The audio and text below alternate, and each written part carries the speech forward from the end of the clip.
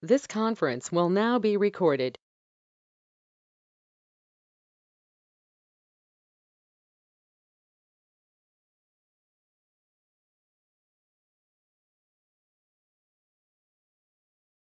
Hello students, in fifth chapter Morphology of Flowering Plants, we are learning about morphology and modifications like about root, stem, leaf, inflorescence, then about fruit, seed, about all these things we are learning. Then about few families which are very important and their characters also we need to learn. So here we have already covered root, stem, leaf and all about root, the characters, structures, then the stem, different modifications in that root modifications we have learned, then leaf, about the venation of leaf, then inflorescence, different types of inflorescence we have learned. Now we are learning about flower. So these portions we have already covered. About inflorescence we have learned. Then parts of flower, that's what we are learning now. So in parts of flower,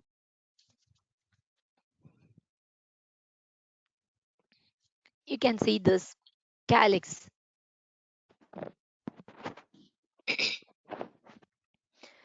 Calyx, so this is the calyx, this portion. See, calyx, that is the outermost wall of flower, right?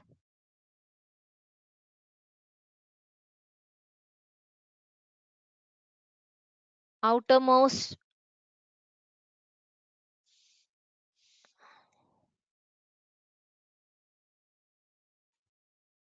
wall, that is calyx.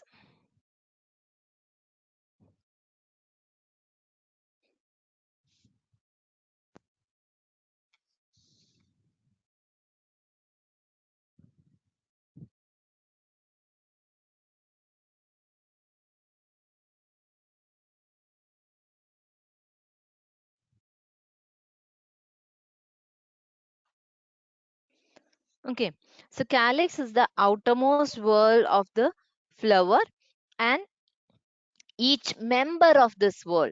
So this whole structure is called as calyx, but each member of that calyx, that is called as what? That is called as sepal, right? See, when the sepals are fused, sepals are together, each one is not separate, it is together, it is called as, or it is in a fused condition, means it is called as polysepalous.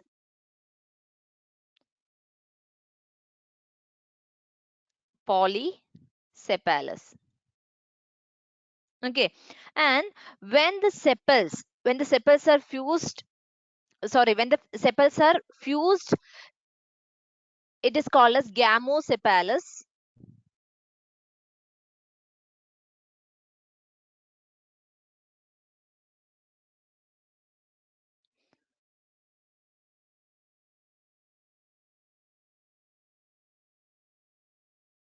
See, when the sepals are fused, it is called as together, gamosepalous, and separate.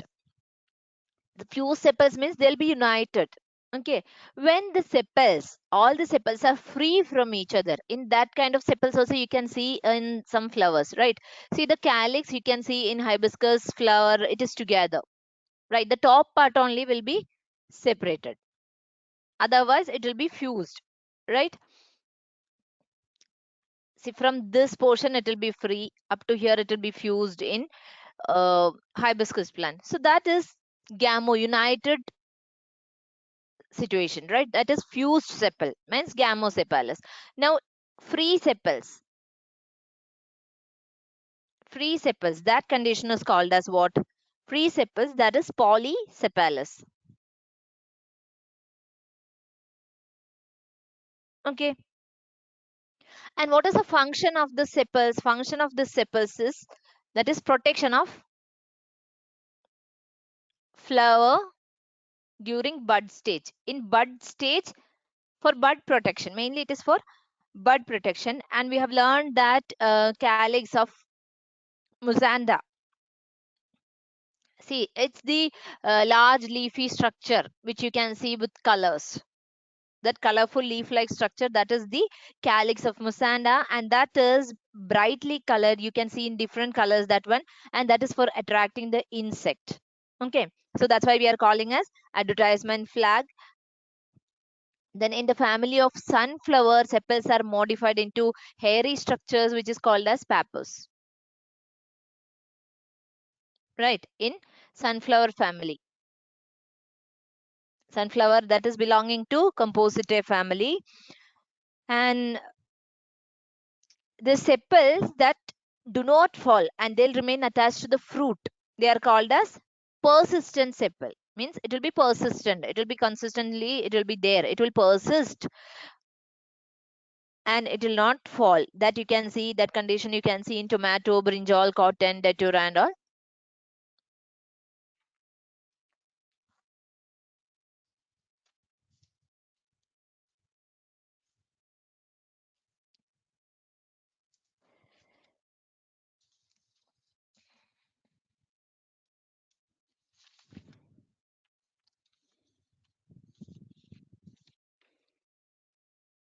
Then about corolla.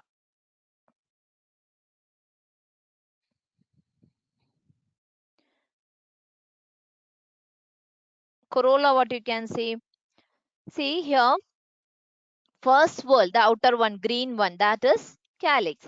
Next, which one you can see? You can see here petals, right? So the second whorl of flower, that is called as corolla, and each member of corolla is called petal. This colorful or the second whorl, in all flowers it won't be colorful, right? But the second whorl of flower,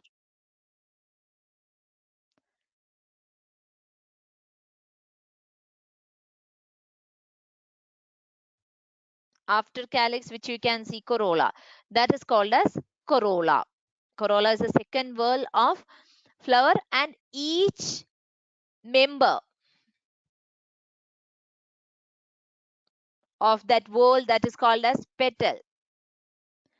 Okay, so here you can see petal, that is the member. See, whole petals, that is together called as corolla. Each one is called as a petal. Okay, so all the petals are free, means that is called as polypetalous. We said in the gamosepalous and polysepalous condition, right? Polysepalous means free sepals. Here polypetalous means free petals, and gamopetalous means together. So here also, when all the petals are free, then it is called as polypetalous condition. Free petals means polypetalous condition. Okay, when the petals are fused petals means that is gamopetalous condition. Okay, polypetalous means free petals and gamopetalous means together they are fused. And petals are usually, you know, that petals are brightly colored, that is for the attraction. They need to attract insects for their pollination, right? That's why the brightly colored petals you can see. Then there are different forms of corolla.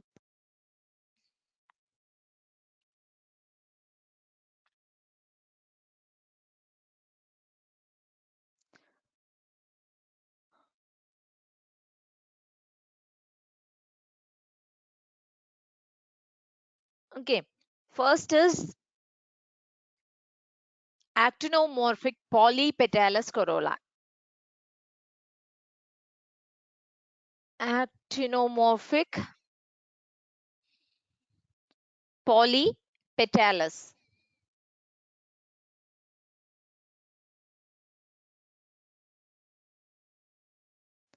See, polypetalous means the petals are free. Right, one term you got, polypetalous corolla. Corolla, among that all the petals are free. So here in actinomorphic polypetalous corolla, cruciform. In cruciform corolla, in that also several types are there. Cruciform. See, in cruciform corolla, 4 petals are there. Okay, in this 4 petals you can see, and these 4 petals, they are arranged crosswise. Okay, crosswise arranged. And here the lower narrow portion of that petal, that is called as claw. That is called as claw. Then the broad part, that is called as limb.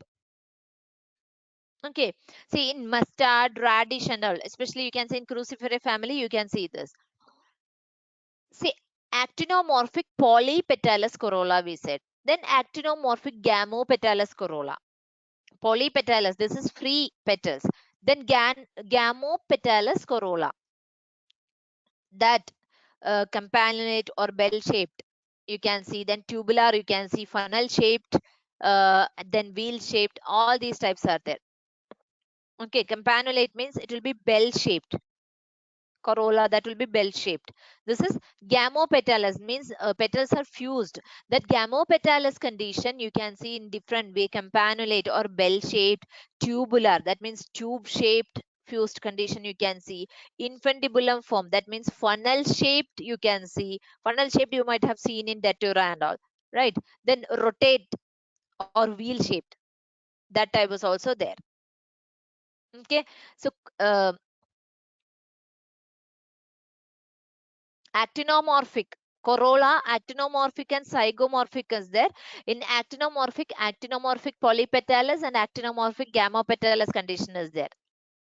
Okay, and in zygomorphic polypetalous corolla you can see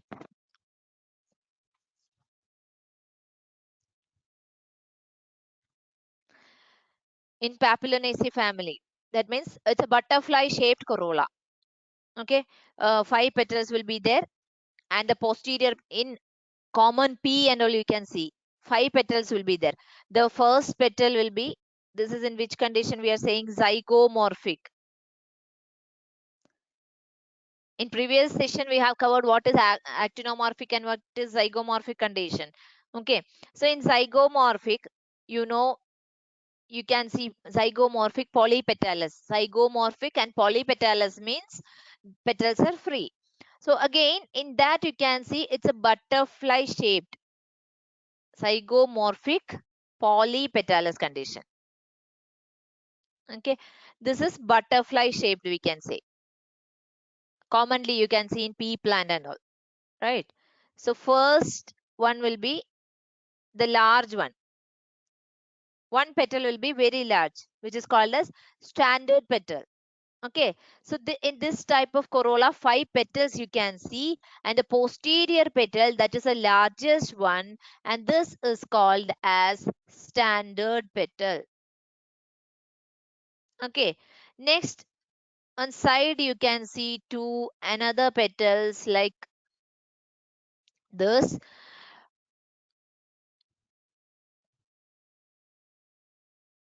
The standard petal is otherwise called as vexillum, and this vexillum or the standard petal that covers two lateral petals. Okay, these are the two lateral petals which are called as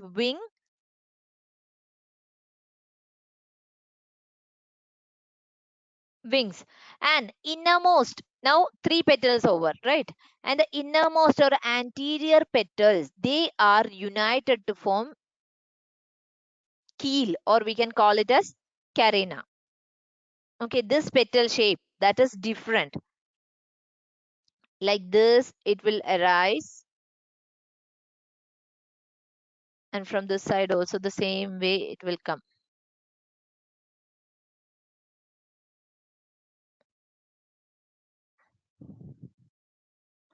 Okay, so this is the corolla shape of pea plant, bean, then gram. So generally this is the corolla condition of Papilionaceae family. Okay, it's like a butterfly. Clear? So wing petals, then keel petals, standard petal. This is a standard petal. This is wing petals. Then this key petals. These are the key petals. Okay. And if you're getting a question, standard petal, wing petal, and keel petal. In which one you can see this? You can see in Papilionaceous family. And then in which plant? Especially they are giving bean or pea plant, something is there, means you can see such kind of petals, like this type of butterfly shaped petals you can see, corolla you can see in pea plant.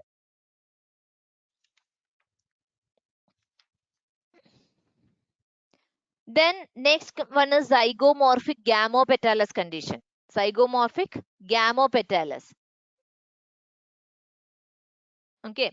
Gamopetalous, again here bilabiate, ligulate, these conditions are there. The petals of gamopetalous corolla, they are divided into two lips. Okay. So the place between these two lips, that is called as corolla mouth. It's like two lips, it is differentiated or it is separated. So that gap is called as corolla mouth, like in osimum. Osimum, I mean tulsi, in that all you can see that. Then salvia. Okay. Then ligulate. Another type is ligulate. Upper part of the corolla will be long and flattened. Okay.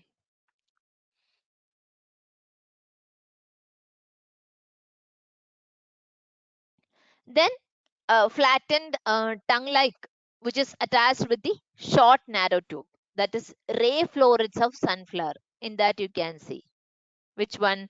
Zygomorphic gamopetalous corolla, and that also ligulate type you can see in the ray florets of sunflower. Okay, this will be very clear when you are doing it practically. It will be very clear. Okay, next we need to learn about the aestivation.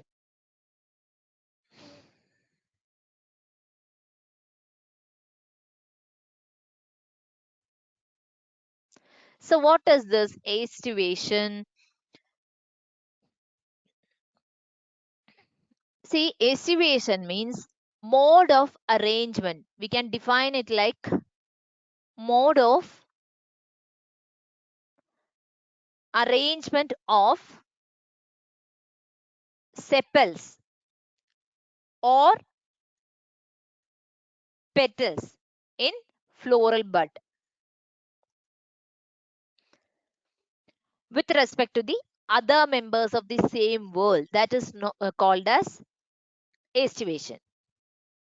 See, this aestivation is maybe the petal arrangement or the sepal arrangement compared to, or we can't say compared to, with respect to the other members. Okay, they are like in a particular way the petals or sepals have arranged. In that arrangement, we are calling them as a mode of arrangement of sepals or petals in a floral bud. That is called as aestivation. Okay, there are different types of aestivation. Volvate is there, twisted is there, imbricate, vexillary, then like that several types are there.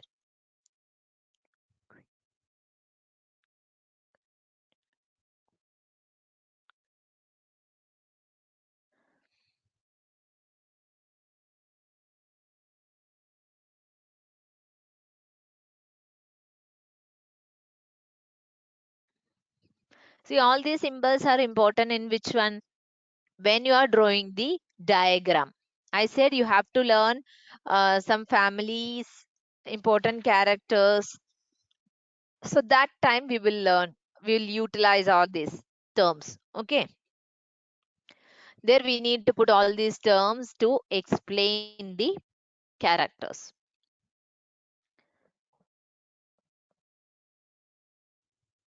So here different types are there. Volvate aestivation. See here, when the petal of a whorl that lie adjacent to the other petal, that means, and just touching one another at the margin without overlapping, that kind of arrangement, that is called as volvate aestivation. In Calotropis plant, in Cruciferous, Solanaceae, Liliaceae family, and all you can see this type. That means, see, suppose these are the 5 petals are there. Imagine 5 petals are there. Petals, how we will give the diagram in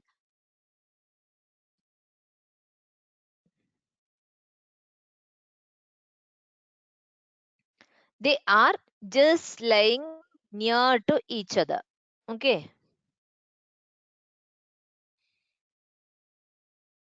Without disturbing one another, just touching the margins. It's not overlapping. Okay. Like this, it is coming. So almost you try to give the same length here. It's difficult to draw. So all the petals, these are the petals. We are representing the petals of a world that is lying adjacent. See, adjacently lying without overlapping each other and just touching each other. Right? In the margin, it is just touching the other one. Okay. So that is called as estivation, the arrangement. So this is wall weight, just like a wall, it is arranged. Okay, just remember, it's just like a wall which is arranged without disturbing the other one, but touching in the margin. Clear? Next, another type is twisted one. Twisted.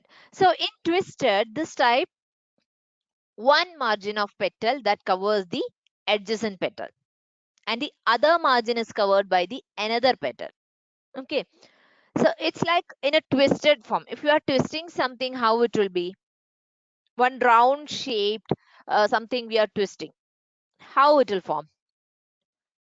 See the margins, it will be overlapping. So the margin of the petal overlaps that of the next one, and the other margin is overlapped by the another one. So like that, it is showing. In the flower of lady finger, China rose, you can see this in hibiscus, right? Very clear it is. In Malvaceae family, you can see cotton, lady finger, China rose, and everything. You can see this twisted type of estivation. So how it is twisted type of estivation means this is one petal. Okay, another petal, it is overlapping. See, next petal will be starting. One will go inside. Right, this is coming here. And next flower,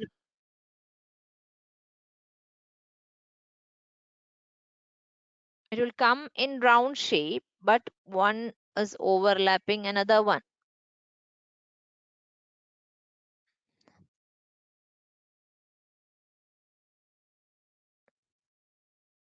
Sorry, this is wrong.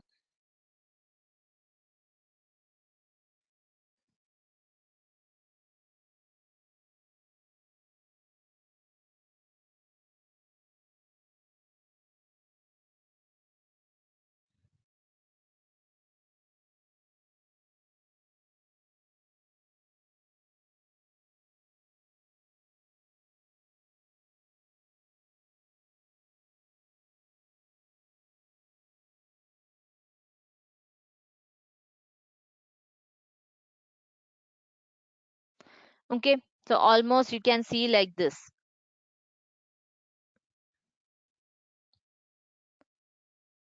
Okay, so here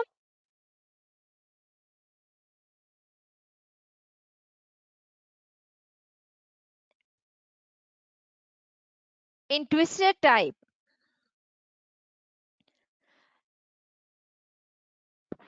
example we said lady finger, China rose, and all. Next one is third type is imbricate. Imbricate, that means when both the margins, here you can see both the margins of one petal that are covered by the other two petals. Clear? That is imbricate type. And both the margins of other one covers the other. See, rust and all arranged again in the twisted manner, or the margins of the sepals or the petals that overlaps one another but not in any particular direction. That is called as imbricate estivation. In cassia, gulmohar and all you can see. That means, how to say that? See here one petal will be there. This is one petal. Okay. And another two petals will be like this. One is completely covered by the other two petals. Okay, then next two will be like this.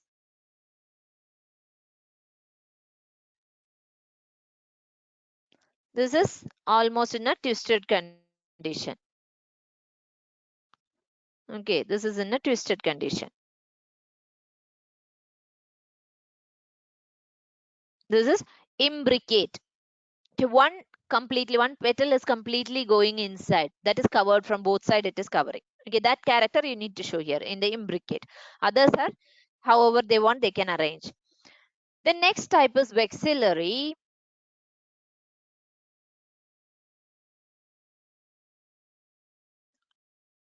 Vexillary that you can see in Papilionaceae family, and that is the descending imbricate. We can see a descending way. Descending imbricate. Okay, imbricate means both margins of one petal is covered, right? So here imbricate means the first one will be like this. This is which petal? This is the standard petal, which is the big one, right? And inside you can draw the wing petal, then comes the keel petal. Clear? This is the condition. Okay, standard petal, wing petal, keel petal. So in pea plant and all, it's very clear. This you can separate these two from inside. You can separate, and this the keel petals, right? So that's how you need to learn with some example. If you are learning, it will be very easy. Then another last fifth type, that is quincuncial. Quincuncial. That means out of 5 petals, 2 are completely internal, 2 are completely external, and the remaining petal, that is, in that one margin is internal and the other margin is external. Okay, so in Morea you can see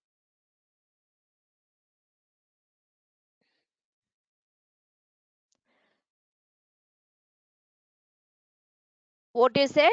Out of 5 petals, 2 are completely internal, 2 petals are completely internal, right? 2 petals are completely internal and 2 are completely external, right? This is completely external, and one more we can see completely external, and one side is internal and another side is external. Okay, like that. So in Mureya you can see, Mureya Konegi you can see this kind of estivation. Next, let us learn now the corolla part is over. So sepals, petals, corolla, all these three we covered. Next comes the androecium. Androecium.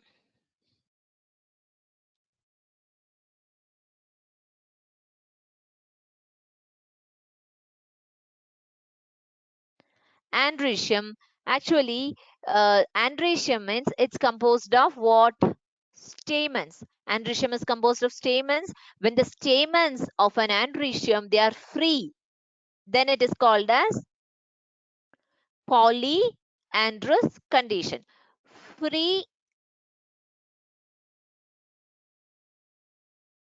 androecium means it is called as this, the free androecium, in the sense androecium, they are free from one another. When the stamens of an androecium is free from one another or they are not united, that is called as polyandrous condition. Like polypetalous, polysepalous we said, no? So the word polyandrous condition, that means stamens are free from each other. Okay, then another condition, this is free condition. Another condition is what? Stamens are fused, or cohesion of stamens. Fused stamens or cohesion of stamens will come. So when the floral parts of similar whorl, they are fused, it is called as cohesion. What is cohesion? See, stamens, that is in the same whorl you can see, right? Androecium means in that stamens, only stamens you can see. Gynoecium means only the female part you can see in that whorl, right? So that same whorl, floral parts of the similar whorl, they are fused, means that we can call as cohesion. See, when the stamens are united by their filaments, that is called as, only the filaments are attached, okay, not the whole stamen. When the stamens are united by filaments,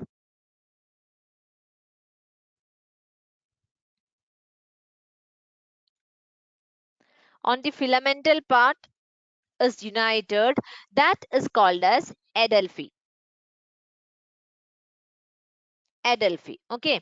See, this adelphi or the fused filaments, that is of different types, like monoadelphi, monoadelphous condition is there, diadelphous condition, polyadelphous, then syngenesious. Stamens are united, this is the first condition, okay. See, in this adelphi or the united filaments, this is of different types, that is monoadelphous. Monoadelphous means cohesion, all the filaments are united into a single bundle or one bench, and the anthers will be, the filamental portion will be united, anthers will be free, okay. This you can see in China rose or hibiscus, you can see this condition. Then next condition is diadelphous. Okay, diadelphous means cohesion of filaments. Here, the filaments are united into two bundles, but the anthers, again here also anthers are free. That you can see in pea plant. In Papilionaceae, you can see this. Okay, see how you can see in Papilionaceae family or in pea plant, how you can see this. In a pea plant, 10 stamens are there. 10 stamens. Okay, out of these 10 stamens, 9 stamens are 9 united, and one stamen will be free. So you can see here two groups of, or two stamen bunches, right? Then the polyadelphous condition means filaments are united into more than two bundles. Polyadelphous. So adelphi means the united filaments, but anthers are free from each other. In that condition, monoadelphous, diadelphous, and polyadelphous. Polyadelphous you can see in citrus. Okay, monoadelphous, diadelphous, polyadelphous. These are the adelphi conditions. Next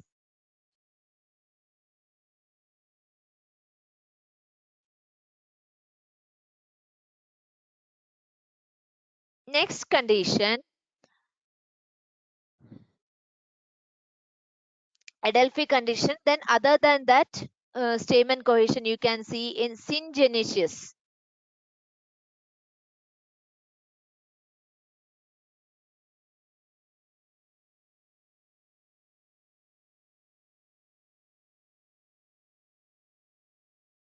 What is the syngenesious condition?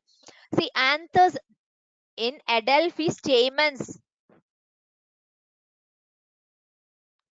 in stamens filamental portion is fused. In which one? In adelphi condition. But in syngenesious condition, anthers are united in bundle, but filaments remain free. Anthers are united in bundle, filaments free. Okay. So this syngenesious condition, only anthers are united in bundle, but the filaments are free. That you can see in Compositae family.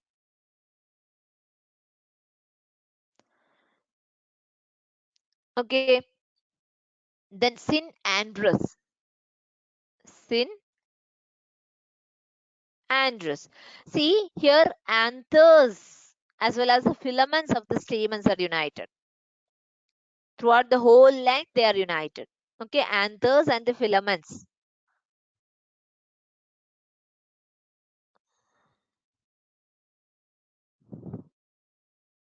are united. Okay, so that condition throughout the length it is united, that is called as TeenEinstein condition. That is, you can see in Cucurbitae family, Cucurbitae family, in all this you can see. Then addition of stamen, that is another topic. Adhesion of stamens, where it is getting attached, that we need to, when the stamens are attached to other parts of flower, then it is called as addition of stamens. Addition means it is got attached to some other floral parts. So what is that? Epipetalous. In this you can see three types. Epipetalous, that means here you can see the word petalous, that means stamens are attached to the petals. Example, in brinjal you can see this condition. Okay, then epiphyllous. Second condition is epiphyllous. Epiphyllous or epitepalous.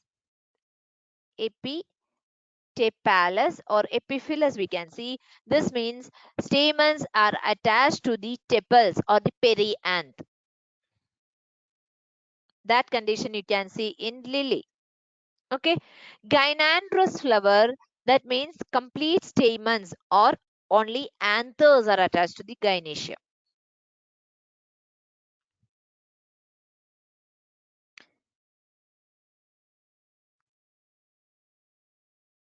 Gynandrous is gynandrous, gynoecium and andrecium. Here complete stamens or only anthers are attached to the gynoecium.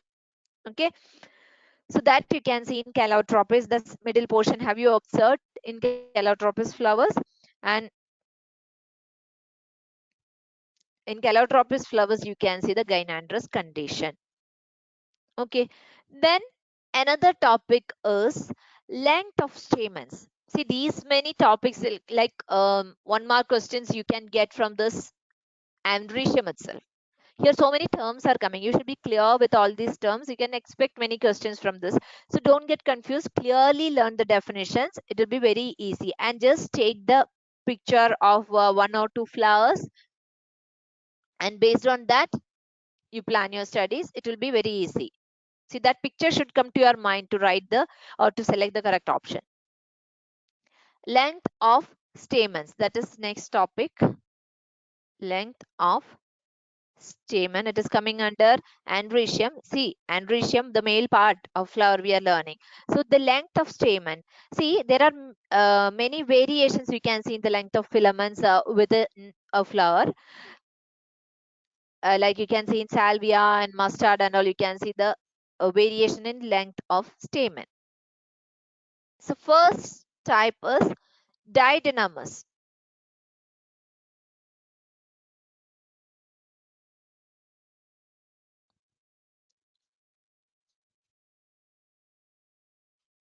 Then second type is tetradynamis. Okay, in didynamis you can see 4 stamens are present, and out of them 2 are long and 2 are short. Then it is called as didynamis. Okay, 4 stamens like this, 4 stamens will be present. See, suppose this is the gynoecium,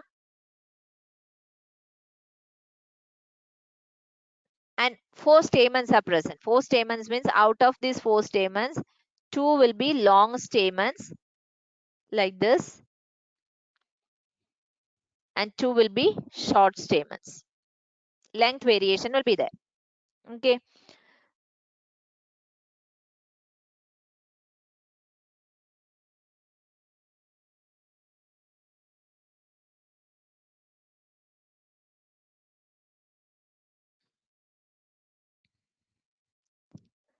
that is the didynamis condition. 2 long, 4 stamens will be there, and out of that 2 are long and 2 are short. Then that condition is called as didynamis. So labiate family. In salvia you can see example salvia. Okay, then tetradynamis.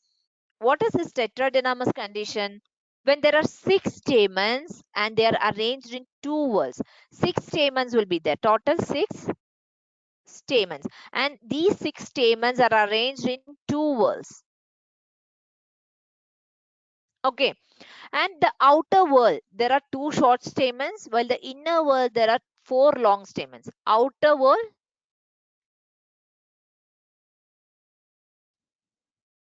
in the outer whorl, 2 short stamens. And inner whorl, you can see 4 long stamens.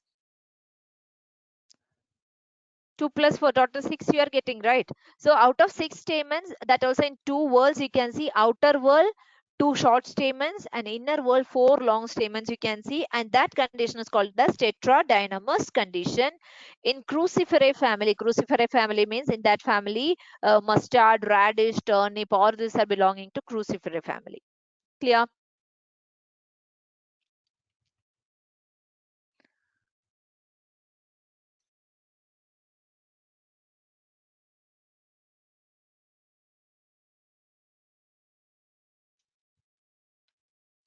So that's about the androecium. Clear? Now we need to learn about the gynoecium, which is the female part of that flower.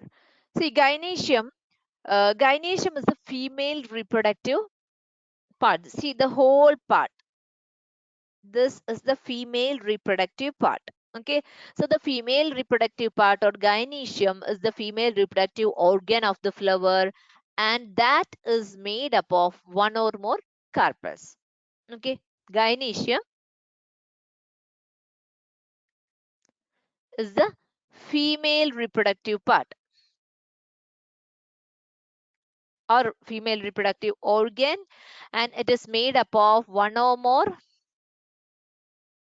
carpels. Then if more than one carpel is present in gynoecium, that is called as polycarpellary. More than one carpel.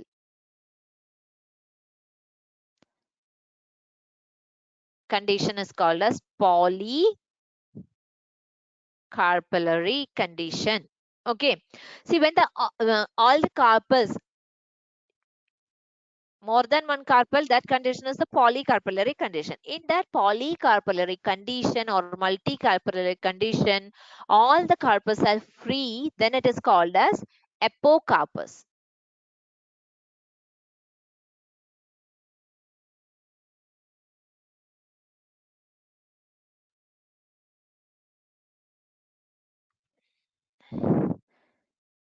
In multicarpellary condition, all carpels are free. That is called as apocarpus condition. Okay. Then in a multicarpellary condition, you can see more than one carpel. So all the carpels are fused, means that condition is called as syncarpal. Apocarpal means carpels are free. Syncarpal. Syncarpellary condition means that all the carpels are fused. That you can see in hibiscus. See here, all the carpels are, here you can see the stamens are free, but all the carpels are fused. That condition is called as syncarpus. See, in the syncarpal condition, you can see in papaver, then mustard, tomato, and all these things you can see syncarpus condition. In hibiscus plant, have you observed it? See, like this, 5 separations will be there under red color structure. Like this, you can observe. Right? Have you ever seen? Not the yellow one. I'm not saying about the anther, but the other one, the stigma portion. There you can see syncarpus condition.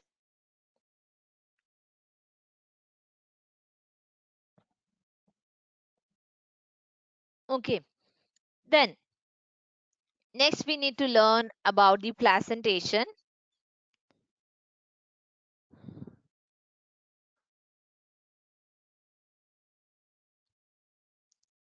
Placentation.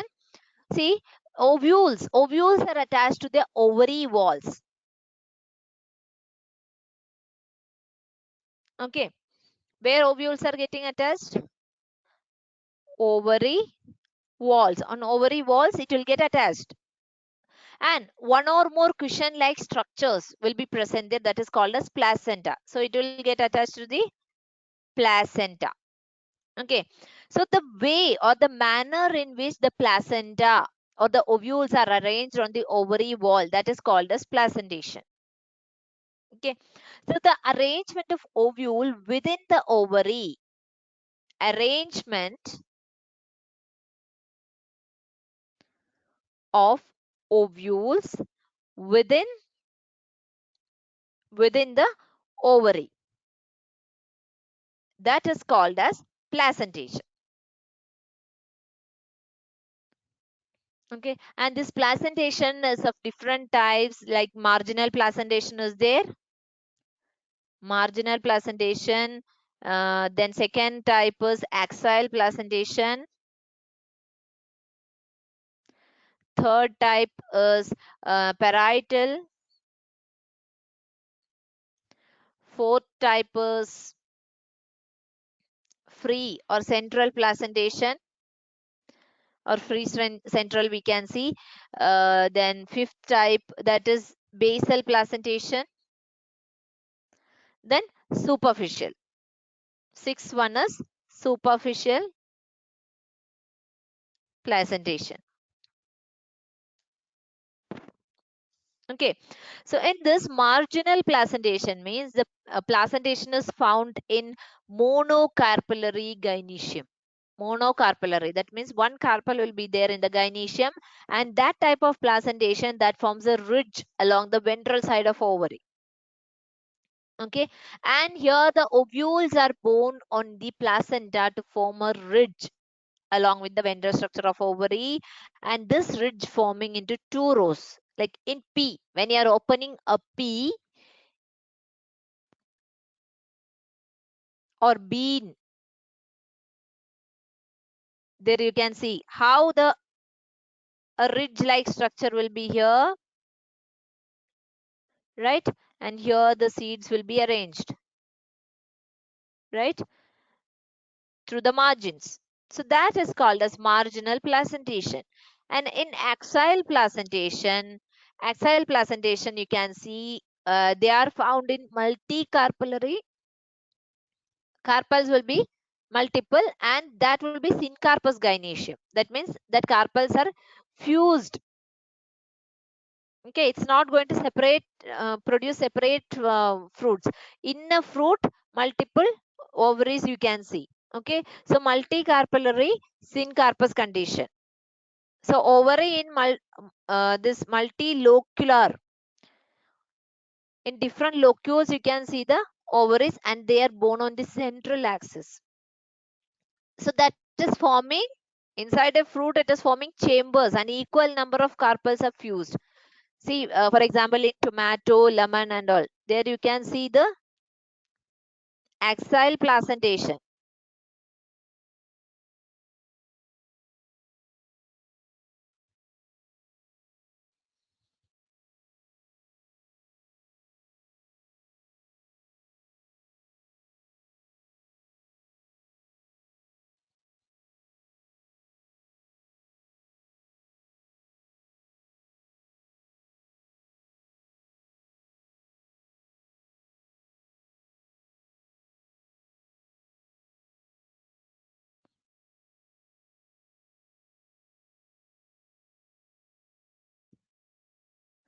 Here you can see the seeds which are attached to like this, and it will be present. Right? This is the central axis. Okay, and here you can see the seeds are arranged. Then parietal. In parietal, you can see the placentation that is found in the unilocular. There only one locule, but in the axial placentation, different locules will be there. Here separations are there, right? But in parietal placentation, what you can see, Here in single locule, you can see the seeds like this. Okay, so that is a parietal placentation. The type of placentation which is found unilocular and syncarpous ovary, and the ovules develop on the inner wall of the ovary, or on the peripheral part you can see the ovules. Okay, so this you can see in mustard. Then free central means this is also found in the syncarpous gynoecium. See, ovary, that is unilocular. That means septa, the separations are absent and the ovules are born on the central axis. Okay, free central.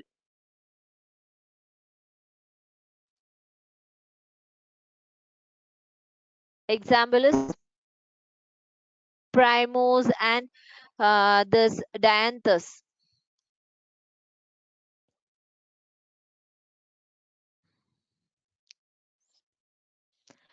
Then the basal placentation. In basal placentation, in that also ovary is unilocular, and the placenta that develops at the base of the ovary, and single ovule is attached at the base of the ovary, single one, single ovary. Okay, that you can see in marigold, sunflower and all. In which one? In their disflorate. Okay, in composite family, in graminae, all these things you can see. Then the superficial, the last one, superficial, in that type of placentation, that also you can see in multicarpellary syncarpus and multilocular gynoecium. Okay, so here the ovules are attached on the entire inner surface. Entire inner surface you can see. Example in water lily and all, you can see this kind of superficial placentation. Clear?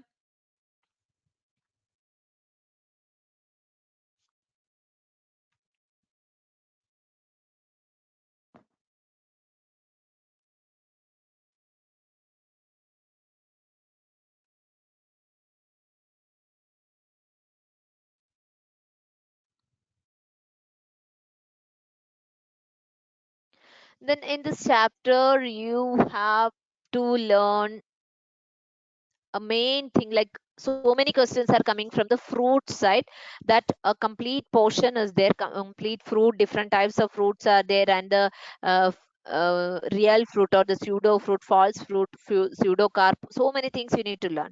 So mainly you're getting questions from that portion and from the family portion, that we'll learn in the next class here,